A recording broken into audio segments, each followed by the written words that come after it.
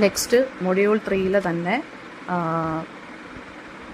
തനീജ രജിതയുടെ selections from sanitary പാനൽസിലെ 3 comic images ആണ് നമ്മൾ വെബ് കോമിക്കാണ് നമ്മൾ അനലൈസ് ചെയ്യാൻ പോകുന്നത്. അതായത് 3 കോമിക് ഇമേജസ് തന്നിട്ടുണ്ട്, ഷോർട്ടായിട്ടുള്ള ഈ കാർട്ടൂൺ പോലെ തന്നെ. ജസ്റ്റ് നമ്മൾ ഇൻസ്റ്റയിലൊക്കെ കാണുന്ന കണക്ക് കുഞ്ഞു കുഞ്ഞു കോമിക്സ് ഉണ്ട്. അപ്പോൾ അതിൽ 2 ക്യാരക്ടേഴ്സ് 2 ഡയലോഗ് പറയും. അങ്ങനെയുള്ള കോമിക്സിനെയാണ് നമ്മൾ അനലൈസ് ചെയ്യാൻ പോകുന്നത്. ഈ സാനിറ്ററി പാനൽസ് എന്ന് പറഞ്ഞൊരു ഇന്ത്യൻ വെബ് കോമിക്കാണ്, ബൈ ആർട്ടിസ്റ്റ് രജിത തനേജയുടെയാണ്. അത് ഈ ഒരു ഫെമിനിസ്റ്റ് ആയിട്ടുള്ള ആംഗിളിലാണ് ഈ കോമിക്സ് പറഞ്ഞു പോയേക്കുന്നത്. ഈ സാനിറ്ററി പാനൽസ് എന്ന് പറയുന്നത്, ഈ വെബ് കോമിക്കിൻ്റെ പേരാണ് സാനിറ്ററി പാനൽസ്. അത് ഈ സോഷ്യൽ ജസ്റ്റിസ് ടോപ്പിക്സിനെ കുറിച്ചും അതുപോലെ തന്നെ ഡിസ്ക്രിമിനേഷനെ കുറിച്ചും ഒക്കെയാണ് പറഞ്ഞു പോയേക്കുന്നത്. ഇത് ശരിക്കും പറഞ്ഞാൽ വെബ് കോമിക്കായിട്ട് ഫേസ്ബുക്കിലാണ് ഇവർ സ്റ്റാർട്ട് ചെയ്തത് ജൂൺ 2014. അതിനുശേഷം ഇവർക്ക് 1,50,000 ഫോളോവേഴ്സ് സോഷ്യൽ മീഡിയ പ്ലാറ്റ്ഫോംസിൽ, ഒരുപാട് സോഷ്യൽ മീഡിയ പ്ലാറ്റ്ഫോംസിൽ വരികയും ഇതിനെ അക്സെപ്റ്റ് ചെയ്യുകയും ചെയ്തു. ഒരു കാർട്ടൂൺ ലൈക്ക് ഫിഗർ വെച്ചിട്ടാണ് ഇവരിത് ചെയ്യുന്നത്. പൊളിറ്റിക്സിനെ കുറിച്ചും സൊസൈറ്റിയെക്കുറിച്ചും കൾച്ചറിനെ കുറിച്ചും കമൻറ്റ് ചെയ്യുന്ന പോലെയാണ് ഈ കോമിക്സ് വന്നേക്കുന്നത്. അതൊരു സ്റ്റിക്ക് ഫിഗറാണ് അവർ അതിനെ ഇമേജായിട്ട് യൂസ് ചെയ്തിരിക്കുന്നത്. സ്റ്റിക്ക് ഫിഗർ എന്ന് വെച്ച് കഴിഞ്ഞാൽ മറ്റേ മാച്ച് സ്റ്റിക്ക് മാൻ എന്ന് പറയുന്നത് നമ്മളൊരു ഒരു സർക്കിള്, പിന്നെ മാച്ച് സ്റ്റിക്ക് പോലെ കൈയും കാലും വരച്ചേക്കുന്നു, അത്രയേ ഉള്ളൂ. അതിനാണ് സ്റ്റിക്ക് ഫിഗർ. ആ സ്റ്റിക്ക് ഫിഗറാണ് കമൻറ്റ് ചെയ്യുന്നത് പൊളിറ്റിക്സിനെ കുറിച്ചും സൊസൈറ്റിയെക്കുറിച്ചും കൾച്ചറിനെ കുറിച്ചും. അപ്പോൾ ഈ വെബ് കോമിക് എന്ന് പറയുന്ന ഹിപ്പോക്രസിയെക്കുറിച്ച്, അതുപോലെ തന്നെ നമ്മുടെ സൊസൈറ്റിയിൽ നടക്കുന്ന ഹാരാസ്മെൻറ്റിനെ കുറിച്ച്, മെൻസ്ട്രേഷനെ കുറിച്ച്, ഡെമോക്രസിയെക്കുറിച്ച് ഒക്കെ വളരെ ക്ലിയർ ആയിട്ട് പറഞ്ഞു പോയേക്കുന്നതാണ്. അപ്പോൾ നമുക്ക് ഇതിനകത്ത് 3 ഇമേജസ് ആണ് നമുക്ക് ഇതിനകത്ത് പഠിക്കാനുള്ളത്. ഓക്കെ,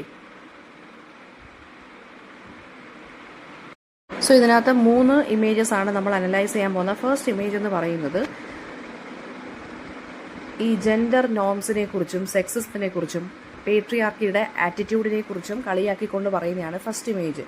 ഫസ്റ്റ് ഇമേജ് ഇങ്ങനെയാണ് പോകുന്നത്. ഒരു ക്യാരക്ടർ തന്നെ, ഞാനിങ്ങനെ പാർട്ടിക്ക് പോയി എൻ്റെ കസിൻ്റെ കൂടെ, പക്ഷേ ഞാൻ പെണ്ണുങ്ങളോടൊന്നും മിസ്ബിഹേവ് ചെയ്തില്ല, അല്ലെങ്കിൽ ആ കസിൻ ഒരു ഫീമെയിൽ ആയിരുന്നു, കസിൻ്റെ അടുത്ത് ഞാൻ മിസ്ബിഹേവ് ഒന്നും ചെയ്തില്ല. ഇതേ ആൾ തന്നെ രണ്ടാമത് പറയുകയാണ്, ഞാനൊരു പെൺകുട്ടിയെ ബസ്സിൽ വെച്ച് കണ്ടു ആൻഡ് ഞാൻ അവരെ ഹരാസ് ചെയ്തില്ല.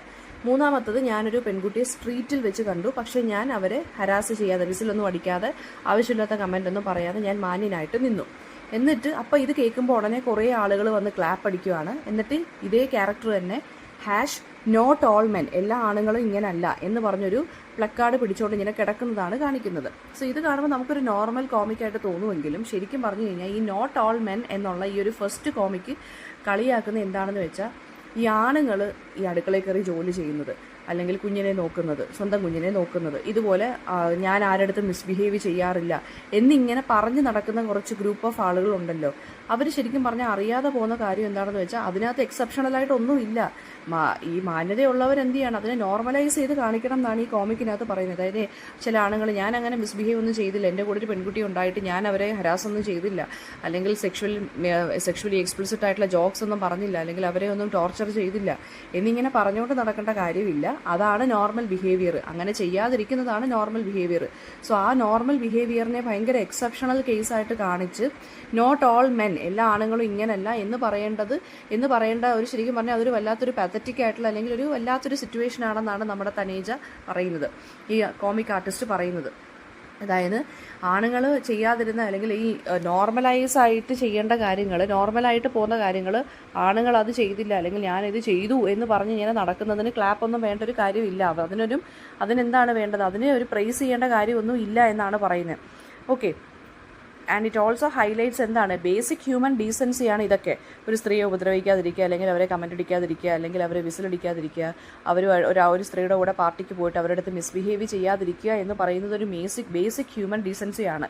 അതിനെ ഇങ്ങനെ ഫ്രെയിം ചെയ്ത് അതൊരു എക്സെപ്ഷണൽ ബിഹേവിയറായിട്ട് കാണിച്ചിട്ട് ഈ പിന്നെന്താണ്, ഞങ്ങളെ എന്താണ് അപ്രീഷിയേറ്റ് ചെയ്യൂ എന്ന് പറഞ്ഞുകൊണ്ട് നടക്കുന്നതാണ് ശരിക്കും പറഞ്ഞാൽ ഇൻഡീസൻ്റ് ആയിട്ടുള്ള ബിഹേവിയർ എന്നാണ് ആര് പറയുന്നത്. ഇതാണ് പേട്രിയാർക്കി, അല്ലെങ്കിൽ ഇതാണ് ശരിക്കും പറഞ്ഞാൽ ഈ മിസോജനിസ്റ്റിക് ആയിട്ടുള്ള കമൻറ്റ് ബിഹേവിയർ എന്നാണ് ആര് പറയുന്നത്, തനേജ പറയുന്നത്. അതായത് ചില ആളുകൾ ഈ ജെൻഡർ ബേസ്ഡ് വയലൻസിനൊക്കെ എന്താണ്, ഈ ഞാനത് ചെയ്തിട്ടില്ല അതുകൊണ്ട് അങ്ങനെയൊന്നും ഇല്ല എന്ന് പറഞ്ഞുകൊണ്ട് നടക്കുന്നത് ശരിക്കും പറഞ്ഞു കഴിഞ്ഞാൽ മോശമാണെന്നാണ് ആര് പറയുന്നത്, ഈ തനേജ എന്നുള്ള കോമിക് ആർട്ടിസ്റ്റ് പറയുന്നത്. അങ്ങനെയുള്ളവർക്ക് വേണ്ടിയിട്ടുള്ളൊരു കൊട്ടാണ്, ഒരു സറ്റയർ, ഒരു കൈൻഡ് ഓഫ് എന്താ പറയുക, ഒരു ക്രിറ്റിസിസം പോലാണ് ഈ ഫസ്റ്റ് ഇമേജ് പറയുന്നത്. നോട്ട് ഓൾ മെൻ എന്ന് പറയുന്ന നറേറ്റീവ് അല്ലെങ്കിൽ ഫസ്റ്റ് കോമിക് കാർട്ടൂൺ എന്താണ് കാണിക്കുന്നത്? ഈ ആണുങ്ങൾക്ക് സിംപ്ലി അവർ ഇങ്ങനെയുള്ള ബിഹേവ് ചെയ്തില്ല അല്ലെങ്കിൽ ഇങ്ങനെയുള്ള ബിഹേവിയർ ഒന്നും അവർക്കില്ല എന്ന് പറഞ്ഞുകൊണ്ട് അവരെ അതുകൊണ്ട് അപ്രീഷിയേറ്റ് ചെയ്യണം എന്നുണ്ടോ? ഇല്ല. അതാണ് നോർമൽ ആയിട്ടുള്ള ഹ്യൂമൻ ഡീസൻസി.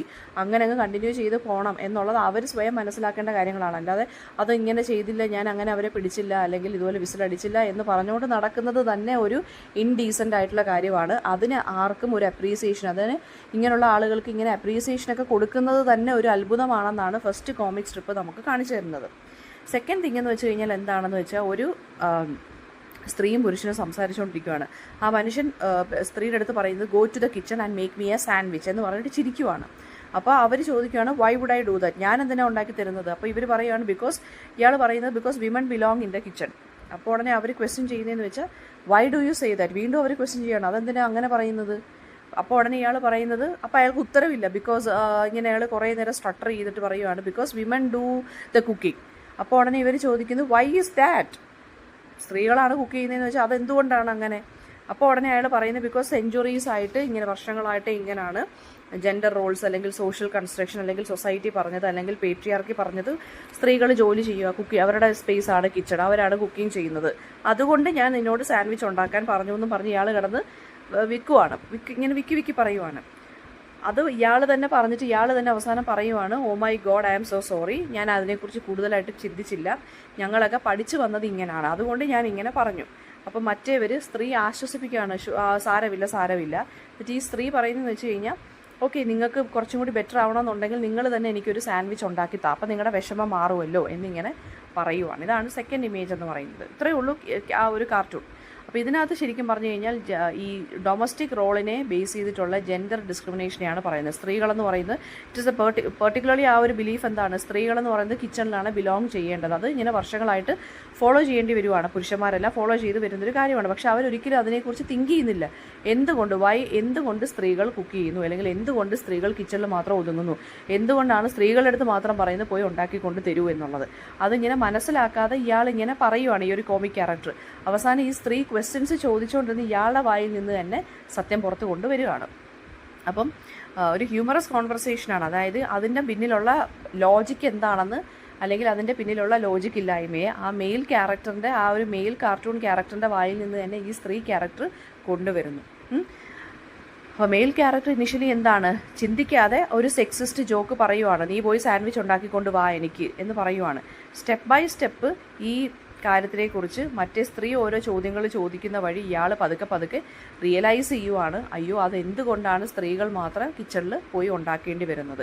അവസാനമാണ് ഇയാൾ എന്ത് ചെയ്യുന്നത്, ആ ഒരു ഡിസ്ക്രിമിനേഷൻ ഇയാൾ മനസ്സിലാക്കി അത് തിരുത്തുന്നത്. ഓക്കെ, ഇനി മൂന്നാമത്തെ തേർഡ് കോമിക് എന്ന് പറയുന്നത് എന്താണ് ക്രിട്ടിസൈസ് ചെയ്യുന്നത്, ഈ പ്രൊഫഷണൽ ആൻഡ് അക്കാഡമിക് സെറ്റിങ്ങിലുള്ള മെയിൽ ഡോമിനൻസിനെ കുറിച്ചാണ് പറയുന്നത്.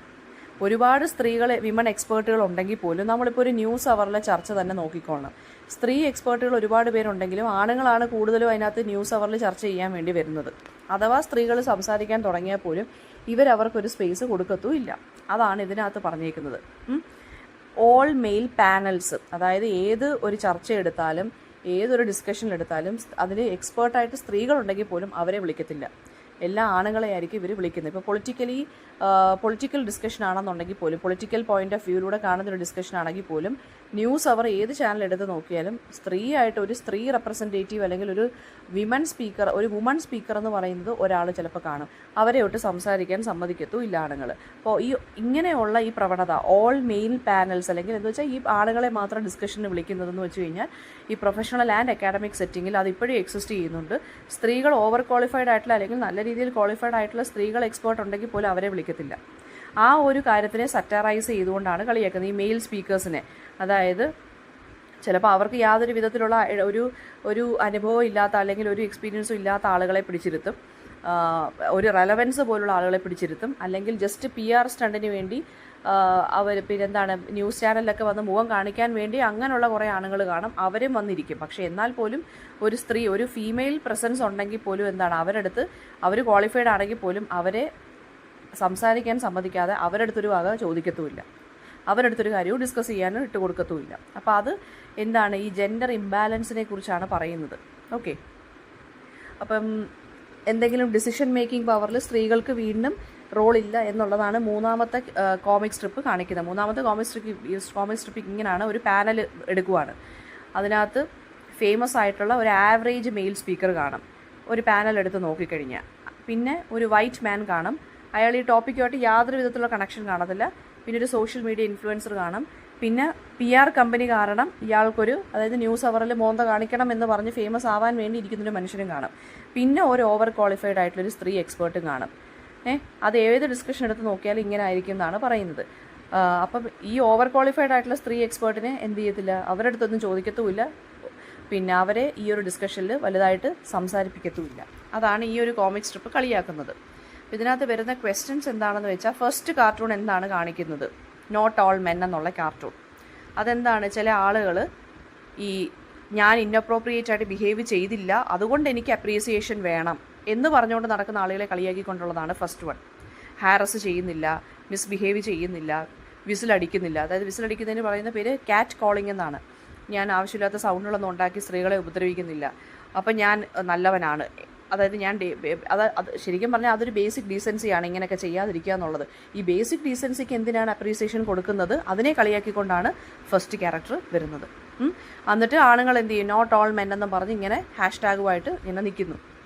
സെക്കൻഡ് വൺ എന്ന് പറയുന്നത് എന്താണ്, ജെൻഡർ സ്റ്റീരിയോടൈപ്പിനെ, അതായത് ഈ സ്ത്രീകൾ കിച്ചണിൽ ബിലോങ് ചെയ്യുക എന്നുള്ള സ്റ്റീരിയോടൈപ്പിനെ ബ്രേക്ക് ഡൗൺ ചെയ്യാനുള്ളൊരു ഹ്യൂമറസ് ഡയലോഗാണ് സെക്കൻഡിനകത്ത് പറയുന്നത്.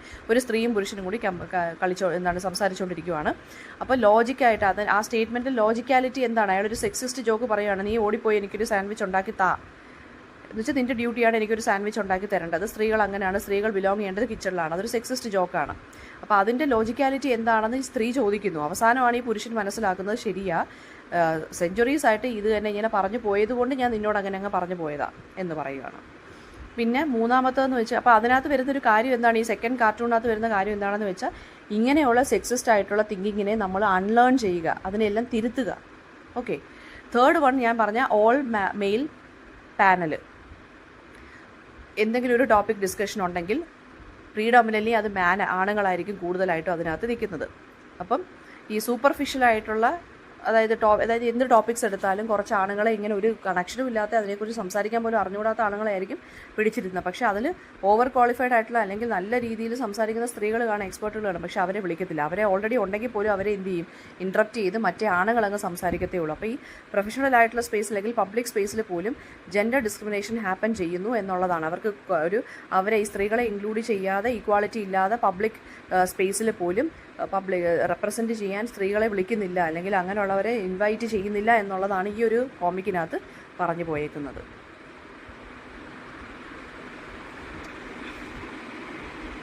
അപ്പോൾ ഇതിൻ്റെ സ്റ്റോറി ക്വസ്റ്റ്യൻ ആയിട്ട് വേണമെന്നുണ്ടെങ്കിൽ ഈ 3 കാർട്ടൂൺസിനെ വെച്ചിട്ട് എന്താണ് ഇൻഡിവിജ്വലായിട്ട് ക്വസ്റ്റ്യൻ ചോദിക്കാം. അല്ലെങ്കിൽ ഒറ്റയടിക്ക് 4 മാർക്കിന് എങ്ങനെയാണ് വെബ് കോമിക്കിലൂടെ ഈ തനേജ എന്നുള്ള റൈറ്റർ ഫെമിനിസത്തിനെ പ്രൊമോട്ട് ചെയ്ത് പറഞ്ഞത്, അല്ലെങ്കിൽ ഫെമിനിസ്റ്റിക് ഇഷ്യൂസ് എങ്ങനെയാണ് ഡിസ്കസ് ചെയ്തത് എന്ന് പറയുമ്പോൾ ഈ 3 കോമിക്സിനെ കുറിച്ചും പറയേണ്ടി വരും.